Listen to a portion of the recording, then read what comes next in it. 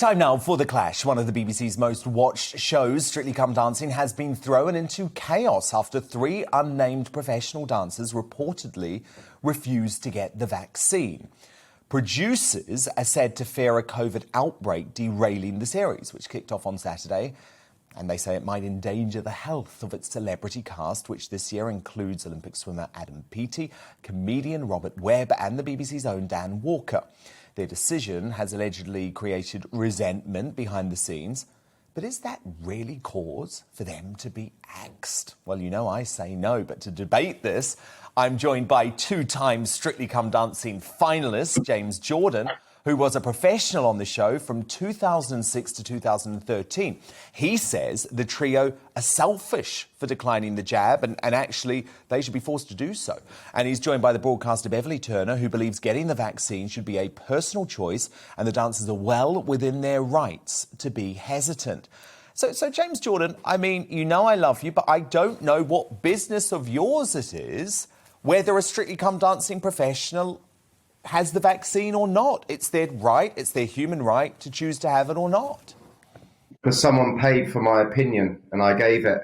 I mean, the same as I'm on your show tonight because you want my opinion. It's fine not to get vaccinated. It's fine not to get vaccinated. I have no issue with people if they choose not to get vaccinated and do their bit for the country to get things moving, for the world, because it's clearly proven that it actually works.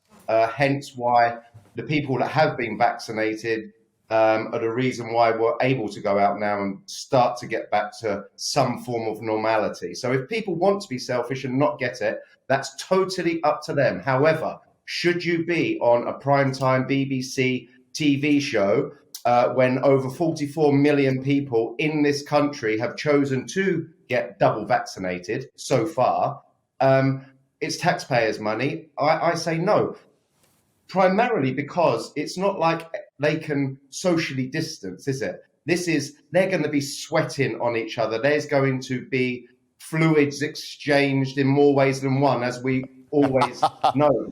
The Strictly curse. We know all about that, don't we, James? So it's extremely close proximity, and it affects the whole team. It's not just about the professional dancers and the celebrities. It's about the hair and makeup, the costume department, the camera crew, the runners. It affects everybody. Everyone is in close proximity. And something that I also know is from doing the show for 8 years, which obviously you clearly haven't done. Absolutely not. Is that everybody gets sick anyway pre-coronavirus because their immune systems are extremely low, where they're training 12 hours a day sometimes.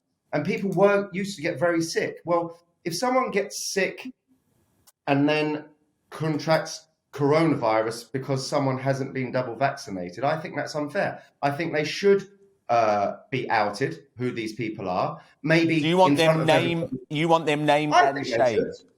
Yeah, why not? Exactly. If they're strong they've got a strong enough opinion. If I believe that I didn't want to get double vaccinated, I would quite happily stand up and say yes, and I would give my reasons.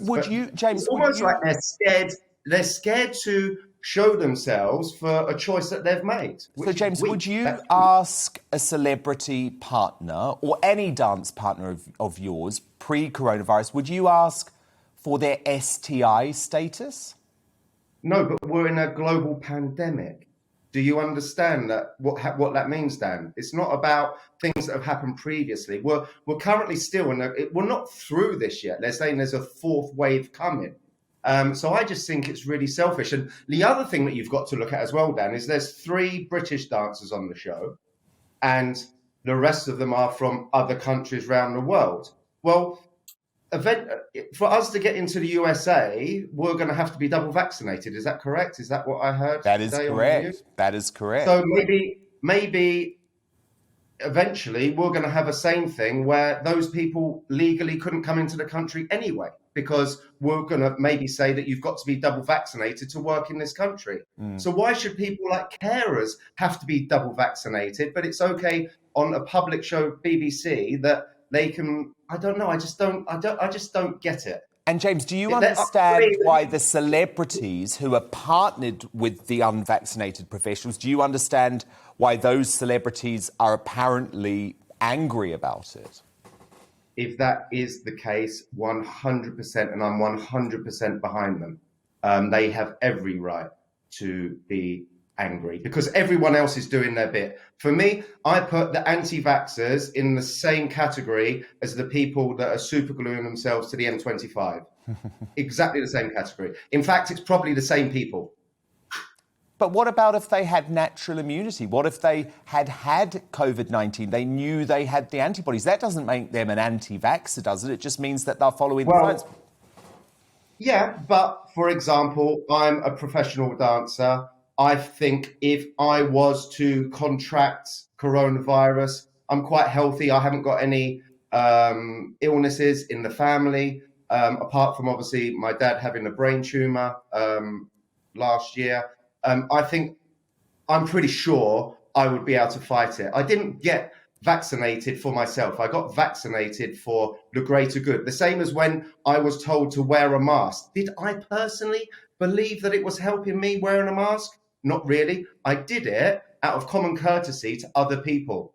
That's just the way I am. So let me bring Beverly Turner in. Beverly Turner, James Jordan says this is just a case of common courtesy. It's just highly unprofessional and discourteous for these strictly pros not to be vaccinated. What say you?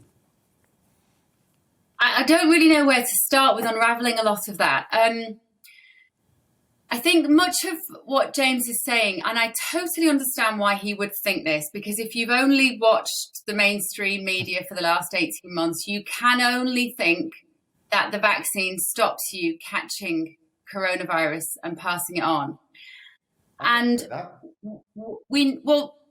the only reason you could possibly, anybody could insist on people having a vaccine to keep their job, logically, can only be because you're doing it for other people. As you said, you took the vaccine not for yourself because you're an athlete and you're relatively young and you're fit and healthy. You know statistically that you are not at risk of dying from COVID, James, and none of the dancers are. So you've argued that you've done it for other people, but unfortunately, that's not what these medications do. They don't stop us catching it and they don't stop us passing it on. And in fact, the very latest study from Oxford University has showed that with the Delta variant, if you catch COVID when you're vaccinated, you have exactly the same viral load as someone who is unvaccinated. These jabs are very, very good at mitigating hospitalizations and deaths to those who die from COVID. And the average age of death remains 82, and 95% of people who sadly lose their lives have at least one pre-existing medical condition. This was always a virus which affects predominantly the elderly and the unwell. And we have done a really good job of protecting those people. But what we're clearly seeing here, and especially in Israel, if you look at the fact that there are more vaccinated people in hospital now than unvaccinated, is this isn't actually stopping people catching it. And so I would absolutely defend the right of those fit young athletes who, as you say, like you, could probably fight it off, to not take the risk from the vaccine, because the vaccines themselves are not risk-free. And what we are weirdly seeing, and it's very odd, but we're actually seeing worse reactions from the vaccines in terms of myocarditis in the young, the fit and the healthy. There have been a number of sports people who've been affected having had the vaccines recently. And I think on the moral case is that we need these celebrities because they are setting an example to the teenagers. Because right now, these youngsters, we're going to start jabbing the 12-year-olds from tomorrow. 12-year-olds do not need this. I've been in court all day today fighting the government on vaccinating the 12 to 16-year-olds, and I will be back there again next week. So I know of what I speak. So and there is no reason that these unvaccinated strictly pros, you say they're heroes, Beverly Turner. I say that they are empowering younger people who do not need to take the risk with this vaccine whilst it's in its trial phase. They are empowering them to also say, you know what, on a cost-benefit analysis of myself as a fit individual, I would rather wait as well. Thank you very much. We need these people. And like James, I wish they would also come out and say who they were. But they can't because of attitudes, sadly, like James, saying that they should be publicly shamed. And they should be. They'll never be able to go to America. Do you think that's okay? I think that's a completely different issue about travel borders. I'm happy to have that debate. Eventually we could have that in this country, so they won't be able to come here next year, for example. Well, yeah, it's becoming increasingly obvious that to travel anywhere in the world, you're going to need to get a vaccine. So I guess that's another issue that a lot of these professionals are going to have to deal with if they want to travel internationally. But James, what do you make of Beverly's point that actually, if these young, healthy dancers are not getting the vaccine, they actually are setting a good example, saying, actually, we don't need it, and young people don't need it. My body, my choice. Well, no, of course, 100%, and I agree with that. If you don't want to have But you say they should lose their job, though. Yes, I do. The same as carers have to have the vaccine to go into care homes and care for people. That's correct, isn't it? They do. I know. They're going to have to soon, yes. Yes.